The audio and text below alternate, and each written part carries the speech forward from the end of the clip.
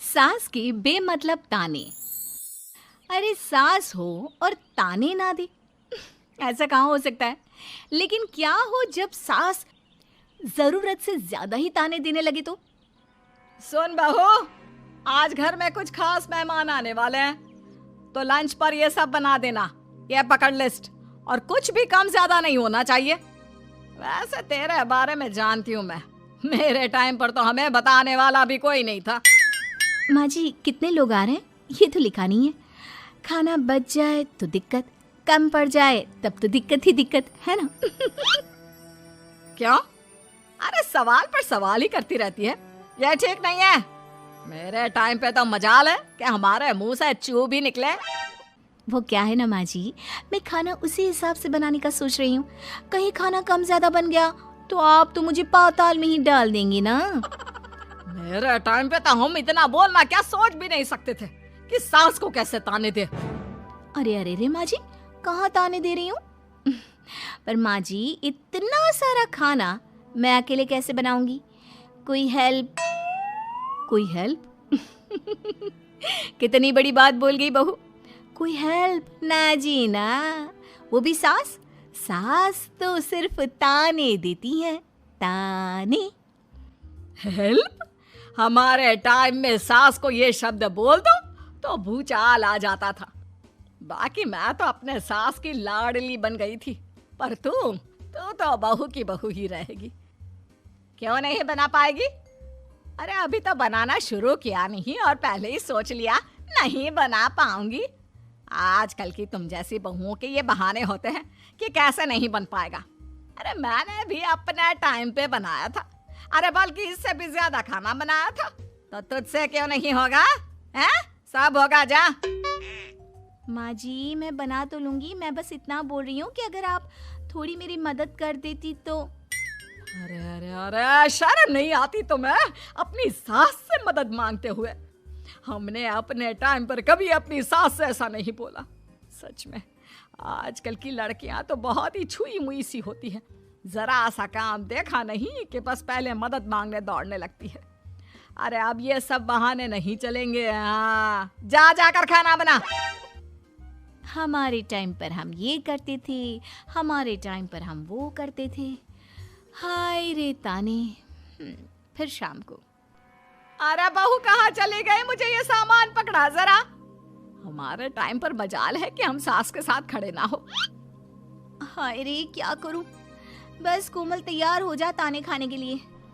काश इस औरत के समय में मैं होती तो देखती ये क्या क्या करती थी अपने टाइम पर। माँ जी यही हूँ, बस चिंटू को पढ़ाना था। अरे हमने भी बच्चे पढ़ाए हैं हमारे टाइम पर, चिंटू को बाद में पढ़ाना। जा पहले वो कर जो कहा है। बहू बेचारी क्या करती, बच्चे को छोड़कर लग जाती है सास के साथ। हमारे टाइम पर ना। फिर तो सास बोली जा रही थी और बहू सुनी जा रही थी। अगले रोज। क्या हो गया चिंटू, क्यों रो रहा है? माँ कल कितना कहा था आपसे कि पढ़ा दो, लेकिन आपको तो मेरी पढ़ाई की कोई वैल्यू ही नहीं है। देखिए कितने कम नंबर आए। अरे कोई बात नहीं बेटा, फेल तो नहीं है ना।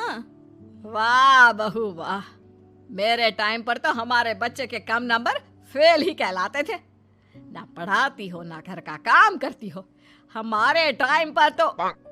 सास की इस बात पर इस बार बहू का पारा हाई हो जाता है। वो सोच लेती है कि अब तो वो पति से बात करके ही रहेगी। अगले दिन। माँ जी सारी सफाई हो गई, मेरी कमर टूट रही है, मैं जरा सोने जा रही हूँ। सोना? अरे हमारे टाइम पर तो हम ये जानते भी नहीं थे कि आराम क्या होता है। पागल हो गई है क्या? रुक अभी, देख उस कोने में देख, मुझे कितनी धूल दिख रही है। और वो बिस्तर के नीचे तो देख कितना काला पड़ा है। और पर्दों के पीछे खिड़की पर देख जाले लगे हुए हैं, वो कौन साफ करेगा? ऐसी सफाई होती है क्या? जा फिर से कर। मैं तो घर में एक दिन का गंदगी नहीं आने देती थी, लेकिन जब से तू आई है घर की हालत ही खस्ता कर दी है। अरे माँ तो तू कहाँ गई? तू भी तो यही है। वैसे माँ मैंने कभी तुझे सफाई करते नहीं देखा। जब से ये आई है न जाने आप में कौन सा सफाई का कीड़ा चला गया है। हाय रे, हमारे टाइम पर तो पति कभी बीवी की तरफ से बोल दे तो समझो घर का बंटवारा, और यह घर तो मेरे ही नाम से है। तो बेटा निकल ले बीवी को लेकर। हमारे टाइम पर तो। अरे कैसी बात कर रही हो माँ, मैं तो बस मजाक कर रहा था। इतनी कम सैलरी में मैं कहाँ अलग रह सकता हूँ। माँ जी प्लीज़, मैंने अभी पूरा घर साफ किया है और इन जालों को झाड़ूंगी तो फिर से पूरी गंदगी हो जाएगी। फिर से सारे घर के झाड़ू। ना माँ जी ना। हमारे टाइम पर तो मैं दिन में 10 बार झाड़ू लगाती थी। हमने नहीं किया है क्या? मायके से कोई तो संस्कार लेकर आई होगी ना तू बहू, क्या कुछ भी नहीं। तभी पति आ जाता है। बहू पति की तरफ देखती है कि शायद वो उसे उसकी माँ के प्रकोप से बचा सके, लेकिन नहीं, उल्टा उस दिन की माँ की डांट की बात से तो पति के तेवर ही बदल जाते हैं। देखो माँ जो करती है करती रहो। माँ बड़ी है, जो कहती है सही तो कहती है। बस पति का ये कहना और बहू का पारा 7वें आसमान में। एक इनके भरोसे मैं सब सह रही थी, लेकिन आज तो इन्होंने मेरा ही साथ छोड़ दिया माँ के लिए। अब तो इन लोगों को सबक सिखाना ही होगा। फिर एक दिन, बहू ये कौन है और तुम्हारे साथ क्या कर रहा है? और ये हाथ, अरे हाथ छोड़ मेरी बहू का। कौन हो तुम? माँ जी वो कोई नहीं माँ जी, माफ कर दीजिए। बहू घबराने का नाटक करती है। अरे क्यों डर रही हो तुम? मैं हूं ना तुम्हारे साथ। आंटी जी, मैं इसका बॉयफ्रेंड हूँ और मैं इससे मिलना आया हूँ। कोई समस्या? बोलिए। बोलेंगी क्या? यही कि इनके टाइम पर तो इन्होंने न जाने कितने ही बॉयफ्रेंड बना बना कर छोड़ दिए हैं। क्यों माँ जी, यही कहने जा रही थी ना आप? अब क्या था, सास की बोलती बन। कैसे कहे कि उनके टाइम पर। बहू ये सब ठीक नहीं है। मेरे टाइम पर। हाँ हाँ आंटी जी, क्या आपके टाइम पर क्या? जरा हमें भी बताइए ना। अरे हमारे टाइम पर बॉयफ्रेंड कुछ नहीं होता था। सास की आंखों की शर्म होती थी। अरे पति के अलावा किसी और से बात भी नहीं करते थे हम लोग। ये क्या चल रहा है बहू? चल क्या रहा है आंटी? ये तो परेशान है आपके घर में आकर। आप हर बात पर इसे सुनाती रहती है, ताने माने। अब इससे बर्दाश्त नहीं होते तो मैंने सोचा क्यों ना मैं इसे अपने ही घर ले जाऊं, कम से कम आराम से तो रहेगी। वाह रे, हमारे वक्त में तो ऐसा नहीं होता था कि सास के ताने बर्दाश्त नहीं तो किसी और के साथ चली जाओ। अब नहीं होता तो नहीं होता माँ जी। मैं भी तो कल को अपनी बहू को कुछ अपने वक्त की सुनाऊंगी ना कि सास के ताने समझ में नहीं आ रहे थे अपने वक्त में, तो मैं अपने बॉयफ्रेंड के साथ चली गई। वाह, फिर तुम्हारी बहू को समझ में आएगा कि तुम कितनी मॉडर्न थी अपने वक्त में। अरे चुप, बिल्कुल चुप। क्या बकवास कर रहे हो तुम दोनों? तो क्या करे, पति को तो अपने घर की लालच दे रखी है, वो तो मेरे लिए बोलते नहीं, तो किसी के पास तो मैं रहूं ना शांति से। तभी पति आ जाता है। नहीं, दूसरा घर तो मैं ले सकता हूँ, लेकिन दूसरी बीवी नहीं। माँ वो कितने ताने सहेगी? मुझे मेरी गलती का एहसास हो गया है। चलो हम कहीं और रहेंगे। अरे नहीं, हमारे जमाने में। फिर माँ जी? मतलब मैं कैसे रहूंगी तुम लोगों के बिना? बहू मुझे माफ कर दे। ओके, कर दिया माफ। अच्छा ये तो बताओ कि ये लड़का कौन है? मैं इसकी मौसी का बेटा हूँ, मिलने आया था। अच्छा दीदी, बाय। समधी की शादी। इस कहानी की हीरोइन गंगा है, जो अपनी समधन की मौत के बाद अपने समधी के अकेलेपन को समझते हुए समधी की दूसरी शादी करवाती है। लेकिन उसकी बहू इस बात से बिल्कुल खुश नहीं होती। मुझे लगता है आपको शादी कर ही लेनी चाहिए। आपकी इस उम्र में ख्याल रखने वाला भी तो कोई होना चाहिए ना। वैसे भी आपकी इकलौती बेटी थी, वो भी हम ले गए। अरे इस उम्र में शादी, लोग क्या सोचेंगे और कैसे कैसे बातें बनाएंगे कि जिस उम्र में इसे अपने पोते पोते को गोद में खिलाना चाहिए, उस उम्र में ये शादी कर रहा है। ऊपर से नव्या क्या सोचेगी मेरे बारे में कि माँ को गए हुए 1 साल भी नहीं हुआ और पापा ने दूसरी शादी कर ली। मुझे नहीं लगता इस शादी से नव्या को कोई परेशानी होगी। उल्टा उसे खुशी मिलेगी कि उसकी गैर मौजूदगी में उसके पिता का कोई ख्याल रखने वाला है। क्यों नव्या, सच कहा ना? हाँ मम्मी जी, आप सही बोल रही हैं। ये बोलकर वो अंदर चली जाती है। लीजिए, अब तो आपकी बेटी ने भी हाँ बोल दिया। रही लोगों की बात, तो लोग तो कभी किसी की खुशी देखकर खुश हो ही नहीं सकते। अगर आप लोग खुश रहेंगे तब भी वे बातें बनाएंगे, और अगर आप दुखी भी रहेंगे तब भी बातें बनाएंगे। इसलिए अच्छा यही होगा समधी जी कि आप उनके बारे में सोचना छोड़ ही दीजिए। समधी को सास की बात सही लगती है। वो भी सोच लेते हैं कि बच्ची जिंदगी के लिए कोई हमसफर बना ही लेंगे। आप ठीक बोल रही हैं। जब मेरी प्यारी बिटिया नव्या और उसके ससुराल वालों को मेरी इस उम्र में दूसरी शादी से कोई दिक्कत नहीं, तो परेशानी कुछ है ही नहीं। ऐसे ही सास समधी की दूसरी शादी करवाती है और फिर समधी के घर आ जाती है बहू की नई माँ। कुछ दिनों के बाद बहू अपने मायके अपने पापा और नई माँ से मिलने आती है। मेरा बच्चा कितने दिनों बाद मुझसे मिलने आई है। इधर बैठ, मैं तेरे लिए कुछ अच्छा सा बना कर लाता हूँ। तेरे फेवरेट पास्ता खाएगी ना? पापा आप क्यों? वो कहाँ है? उनसे बोल दीजिए आप मेरे ही पास बैठकर बातें कीजिए ना। उन्हें क्यों लेकर आए? कोई चैरिटी थोड़ी ना कर रहे हैं। इस उम्र में घर मिल गया, और क्या चाहिए? तभी नई माँ घर में आती है। बेटी की बात सुन रही होती है और सुनकर बहुत दुखी हो जाती है। वो अच्छा, तुम्हारी नई माँ वो जरा किसी काम से बाहर गई हुई है, आती होगी। मैं तब तक तेरे लिए कुछ अच्छा सा बना कर लाता हूँ। ठीक है पापा। लगता है नई माँ के पैर बाहर ही रहते हैं, और आपको ही बनाकर खिलाना था तो क्या करे, छोड़िए। ये बोलकर वो घर में घूमने लगती है और चीजों को देखती है। इनको घर में आए हुए थोड़े दिन नहीं हुए और ये घूमने भी जाने लगी है, वो भी पापा को घर में अकेला छोड़कर। आने दो, एक बार इनकी खबर लेती हूँ। वैसे घर को तो बड़ा सजा कर संवार कर रखा है। चलो, ये तो खूबी है, कम से कम पापा को साफ घर का शौक भी है। इतने में नई माँ घर में आती है।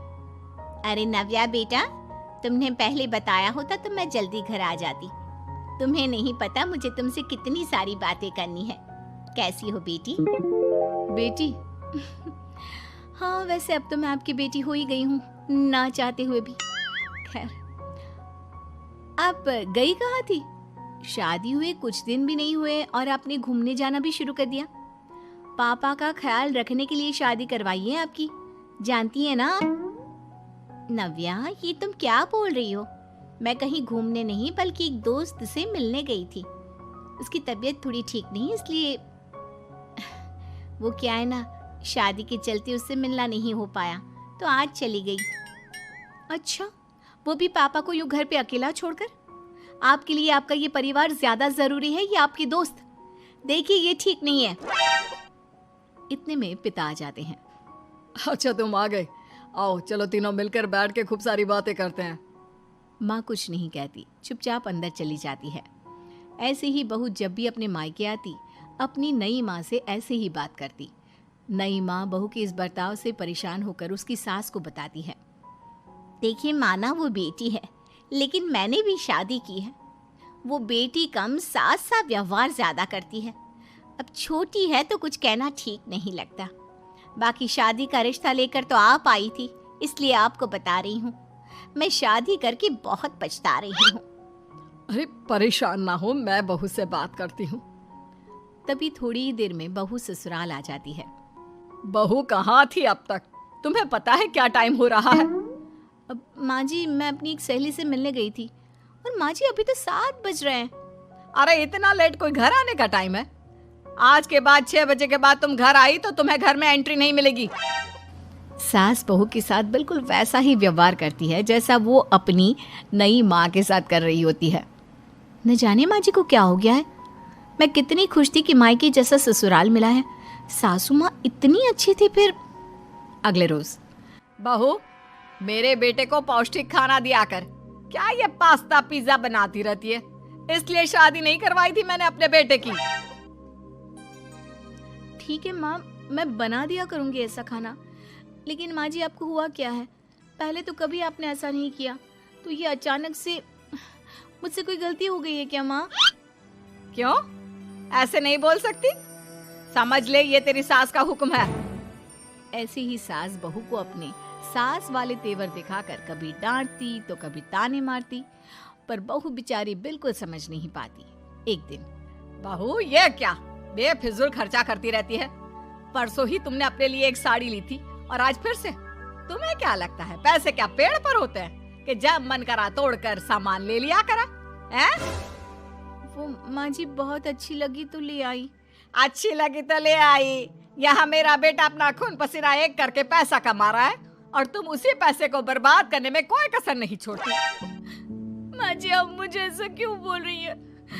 मैं आज के बाद कभी शॉपिंग पर नहीं जाऊंगी, लेकिन प्लीज आप मुझसे ऐसा बर्ताव मत कीजिए। इससे पहले कभी आपने मुझे छोटी छोटी चीजों के लिए नहीं डांटा। ये अचानक ऐसा क्यों? मुझे बिल्कुल अच्छा नहीं लग रहा। देख बहू, मैंने तेरे साथ जब टिपिकल सास जैसा बर्ताव किया तो तुझे इतना बुरा लगा। सोच तेरी नई माँ को कैसा लगता होगा जब तू उनके साथ हमेशा ऐसा बर्ताव करती है। तो माँ जी आपने इतना सब कुछ बस इसलिए किया? आप मुझसे नाराज नहीं हो, गुस्सा नहीं हो? नहीं बहू, मैं तुझसे गुस्सा क्यों होंगी? मैं तो तुझे बस इतना समझाना चाहती हूँ कि अपनी नई माँ से सास जैसा बर्ताव करना बंद कर दे। उनको बिल्कुल अच्छा नहीं लगता। वो तेरे पास आना चाहती है, तुझे समझना चाहती है, वो सच में तेरी माँ बनना चाहती है। तो उनके साथ सास जैसा बर्ताव बंद कर और एक अच्छी बेटी बन। अब बहू को सास की बात समझ में आती है और वो बहू जैसा बर्ताव करती है।